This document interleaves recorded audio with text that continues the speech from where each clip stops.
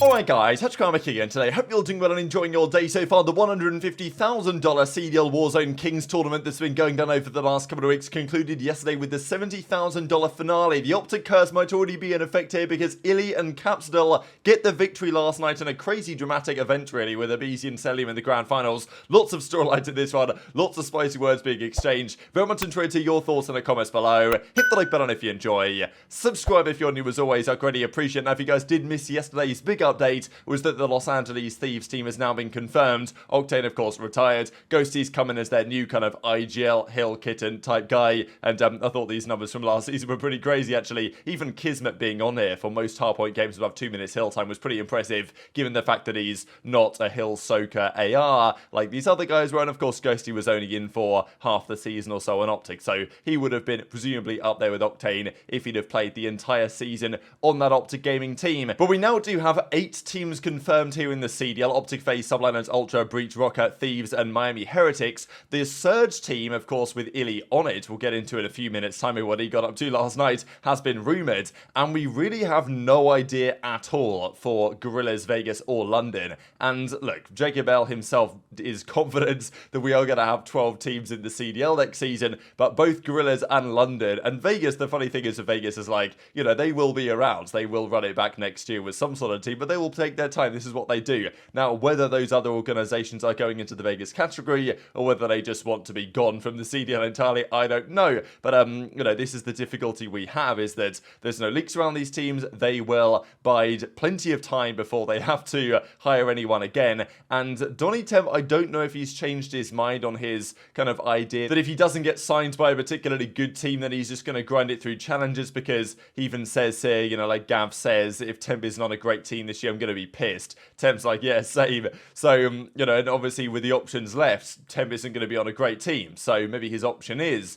to go to challenges by this time and hope that one of the top teams makes some moves. I don't know. But that's a possibility, I suppose, still for Don Dada. And also just this I thought was a little bit interesting. So Gersh kind of gives his thoughts on what Clay might do. Because Clay did say that he has multiple players and multiple teams that want to play with him going forwards. Now, which organizations are those? You would think probably Legion potentially run it back. I mean, with Clayster at least would want to. Whether Clay would want to go back there, that's another question. And then Gorillas and Ravens. Probably though all these teams are going to pay the minimums the upcoming season. So it's not maybe ideal in any direction. And even as Gersh says, clearly LA Gorillas in a bit of a shaky spot, as are London, let's not forget. And as JKL says, interesting theory, Governor, when Gersh implies that Ravens might even be more likely right now. So if you guys don't know, going into Modern Warfare 2019, back in, well, the 2020 season, shall we say, play to Ravens, I believe, was actually a possibility at that time, before eventually he goes to join Dallas Empire, won the World Championship that year.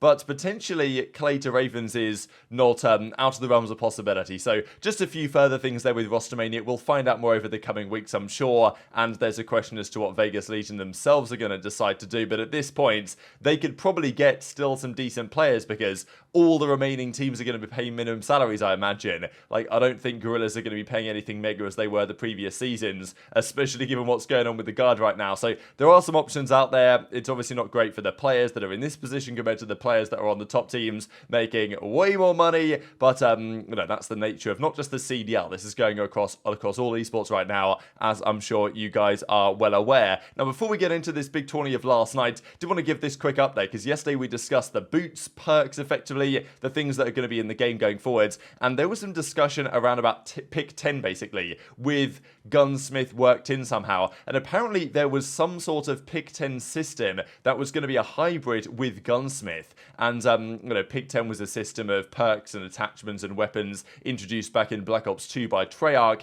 And it's kind of, even Advanced Warfare had like pick 13. And it's been a pretty popular system since then, used in many games. Not really been favoured over the last few games, unfortunately. And apparently there was a way that they were going to try and hybrid that somehow with Gunsmith. And maybe that could be a good idea, but apparently it's now been scrapped. So don't know if that's going to be good or bad for the upcoming title. Maybe it returns for Treyarch's next game. We'll see, because they usually like to go down a route, something like that. So if you guys haven't been following the last couple of weeks, the CDL versus Warzone King tournament or whatever, and I think that iLLeY, after they got the dub in this, these crowns actually will be real, and I think they'll get sent them or something, because there is actually like a prize here on display, like a trophy type thing, which is pretty cool to see. And honestly, great great job at everyone getting this going. Like, the work that Zoom and everyone did to actually make this happen behind the scenes and produce the broadcast yesterday with all the different things going on was absolutely fantastic. So good work from all involved, and yeah, hopefully, as you might expect, Zoom having helped out get some of the pros to do this, we think that Activision are going to say, yeah, sure, you can run the kickoff tournament when the game launches. Hopefully that's the case. So anyway, as people were warming up for the tourney, the way it was run yesterday was 2v2s again, but this time it was actually a 2, CDL pair versus a 2 Warzone pair, and it was good to see because you do a Warzone kill race where the Warzone guys would theoretically be favoured, then you do a 2v2 hardpoint where the CDL guys would be theoretically favoured, and then it would be like either 1v1s on shipments or 2v2 gunfight, which tended to be the preferred solution, I think, that the pros and the Warzone creators kind of went for in the end. So I think it was pretty well done, and to be fair, it was pretty entertaining to watch, especially seeing, like, the CDL pros play Warzone against each other. I don't know, I didn't think it was as bad as I don't really like watching Warzone, but I thought this was at least acceptable. So anyway, Shotzzy and Havoc were a duo last night, and they were playing, it was pretty funny, they were warming up for this game here, and they actually ran into iLLeY and Capsidal, the eventual champions, and their round 1 matchup in a Warzone game while they're warming up, and they slammed him, but that did not happen when they play it again. So these games were going down, and initially there were some 1v1s happening. I mean, I'll just zoom in for this for Scrappy because this is just hilarious. So he's playing up against Huskers in a 1 versus 1 here, and he's just dancing along to the tunes. These 1v1s were a complete shambles, because obviously Scrappy is just taking the piss here, right? And you can't blame him. I mean, look at this guy's absolutely incredible stuff. So while this is all going on, Scrap was winning his 1v1 against Huskers. But as you can see, right, it's a radar on first to 21v1 on shipment. And you can get super ratty with this, right? Like crazy ratty with this. And it was happening. There were so many moments, like, for example, this one with Havoc, he's 19-19 here. And this was far from the most egregious example. There was one that I saw Cellium play that this 1v1 had gone on for like half an hour at this point. It was an absolute joke, to be honest. They were snaking headies, and, fair play. Havoc got the dub here against Armand, 20-19. But yeah, I don't think this stuff was particularly entertaining to watch, to be honest. The 2v2 gunfight stuff was more interesting, though, for sure. I mean, this one, for example, Havoc in a 1 versus 2, when he just gets a couple of ridiculous kills, especially the second kill is absolutely insane, actually, to take them up 5-2 in this situation. I mean, yeah, absolutely spins on him. And that was a Shotzzy Havoc versus Aiden rated. And actually, Shotzzy's team, I believe, went out of the tournament at that point. So I wanted to show a couple of clips here for you guys of some of these moments. But also, one of the more dramatic moments was when aBeZy and Cellium, and again, aBeZy in another finals of these tournaments, right? But this time against iLLeY and Capsidal. And they were playing a Warzone kill race. So iLLeY, I guess, was hosting the lobby. They went in as a 4, and the plan is that two of them go one way, 2 of them go the other way, and you see who gets the most kills. Now, aBeZy and Cell are up by a few kills at this point. iLLeY had just died in his gulag, and I guess he thought in iLLeY's mind, oh, like, we're done for, like, let me just dip out of the lobby here, or like, I'll just leave or something, not realizing that it would take the entire lobby with him, and pull aBeZy and Cellium also out of the game, despite the fact that they were leading. So this caused a bit of controversy, and eventually aBeZy was like, well, look, surely that's our dub, like, that should be a forfeit from iLLeY's team, which it turned out it was, and therefore they had to bounce back. Vals, you saw what he did, and he's playing for $25,000, and he's still running off of it. You gotta catch him when they reload, right? Yeah, I mean, if you fire a couple bullets, he's reloading. Oh my God! What about D1? Holy shit! Go back, go. GG. GG. My time! Solid work.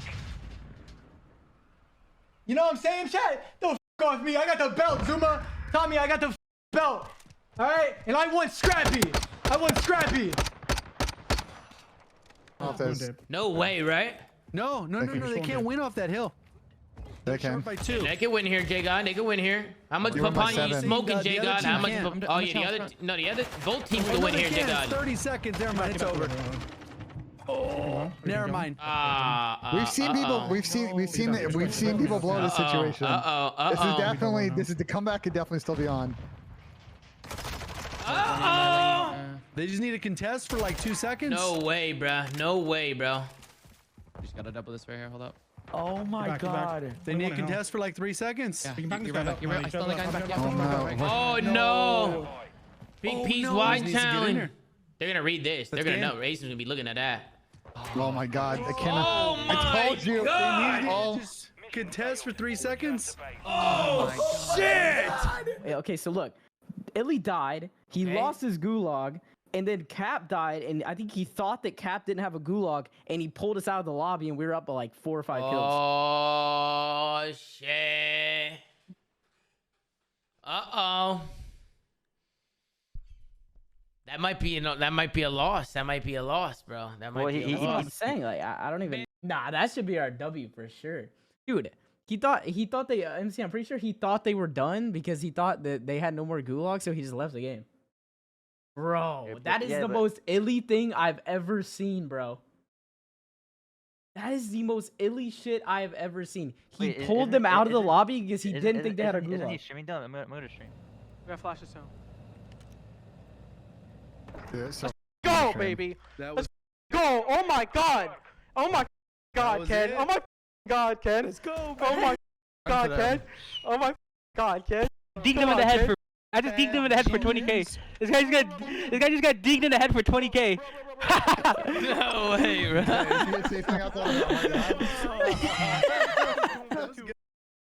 So fair play to Aiden and Narrated as well, mixing it up here as the tournament progressed because they did particularly well. This is the way the bracket eventually went down, and there was some drama even early on here because I know that like Ali Cat was playing in this one, and there was some drama with the opening series against FIFA and Jukies, but you know, whatever. There's always going to be drama, it is what it is. So as time progresses here, generally most, I think in the losers bracket, it was really, you know, the CDL teams in terms of average placements pretty much dominated this, to be honest. I mean, apart from, we look at, you know, Aiden and Rated, and okay, Biffle and Sage, but a lot of these other duos that you'll see here were pretty much just CDL duos, and maybe that's not a massive surprise. There was also that crazy one where Aiden and Rated should have probably beaten, what was the series that they were playing with? Yeah, it was against the Seaman Gunners. They did win the series anyway, but that hardpoint where they bottled it because Aiden rotated to the wrong hardpoint, that's just one of the things that shows where, you know, there's not even a skill gap at that point because Aiden's a very good player. But yeah, so this is the way the bracket shaped up. But iLLeY and Capsidal, they won their first round, they took down Scrappy and Envoy, they then took down aBeZy and Cell, and then did it again in the finals after aBeZy and Cell made the losers bracket run. So yeah, aBeZy and Cell are a scary duo, but fair play iLLeY and Capsidal, right? iLLeY's going to be on, we think, the Seattle Surge going into the new season, and Capsidal we know is going to be on the Boston Breach. So you know, it could be a sign of things to come. Of course, it's very early days here to determine, and of course this is on Modern Warfare 2, not even the new title MW3, but it's nice to see iLLeY back in business, right? Just because, you know, iLLeY has been definitely you know, a controversial figure for some time, especially when he was on OpTic. People are like, oh, this guy's trash, he's got to go. But you know, and people have a soft spot for iLLeY, and for good reason, because he's a good player, and hopefully he can have a big kind of comeback year going forwards, because he was so hyped up when he was first coming into the scene, and you know, very well liked in general. And yeah, people obviously Pope is him and all this stuff, so you know, iLLeY the Pope, that's kind of the thing that goes around. So good stuff. And also for Capsidal as well, it did really feel like iLLeY and Cap really wanted to win this. I think they wanted to win it more than aBeZy and Cell did, so it was nice that that kind of played out in reality. And yeah, $70,000, so I guess the way the prize money works down, 20k each to both iLLeY and Cap for this dub. So that's really cool stuff. And yeah, Capsidal is a great player, no doubt. He's on Boston. That team can be really good. Unfortunately, Seattle with iLLeY, Arcetes, and Hook and aBeZy, I'm not so convinced it's actually going to be that good, unfortunately. I don't wish that I thought that it was going to be good, but I'm just not so sure. So yeah, that's pretty much the story of the day. Very much enjoyed your perspective on all this stuff in the comment section below. Hit the like button if you enjoyed. Subscribe if you're new. Take care, and I'll see you next time.